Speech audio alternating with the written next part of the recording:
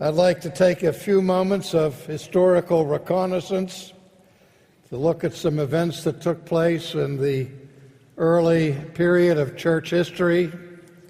Specifically, one of the most poignant moments in the early church that took place in Asia Minor at Smyrna in the year 155 AD.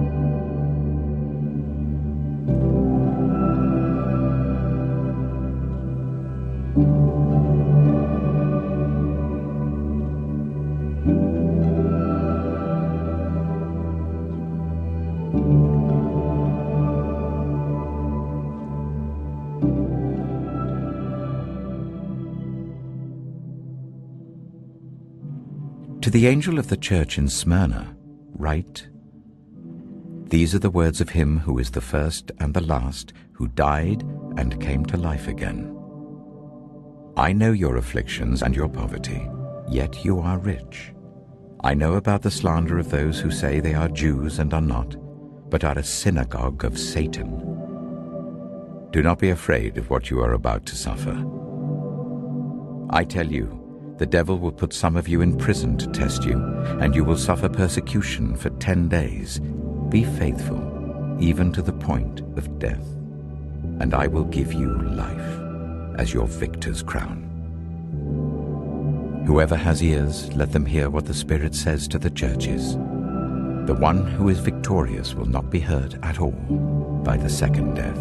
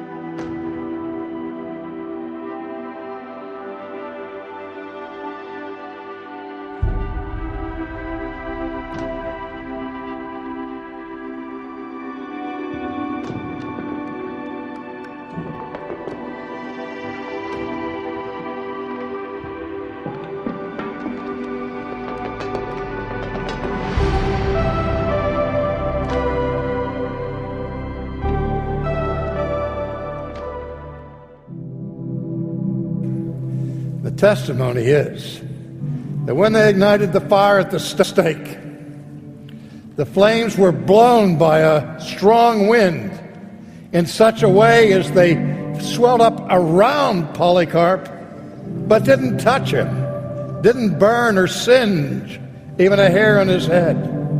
And so out of frustration, the executioner took a dagger and plunged it into the chest of Polycarp and killed him. And again, the tradition says that so much blood came from his chest that it quenched the fire at his feet.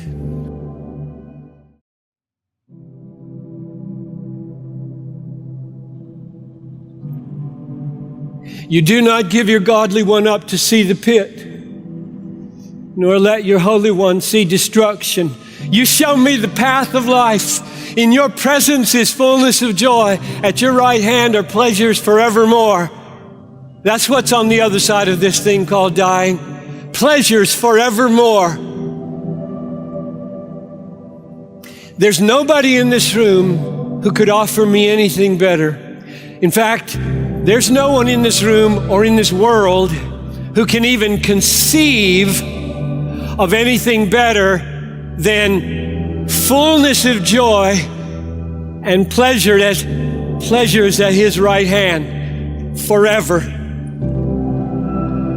Full, there's nothing fuller than full, and there's nothing longer than forever. So if you come to me and say, I have a better deal for you than following Jesus, I would say, go ahead, try. And then you would say, and I say, no comparison. Because there isn't anything fuller than full, and there isn't anything longer than forever, and that's what I get in joy in his presence. The one who loved me and gave himself for me and rose triumphant over the grave and reigns as a king in heaven will come again to make the world his own. You can't improve upon it.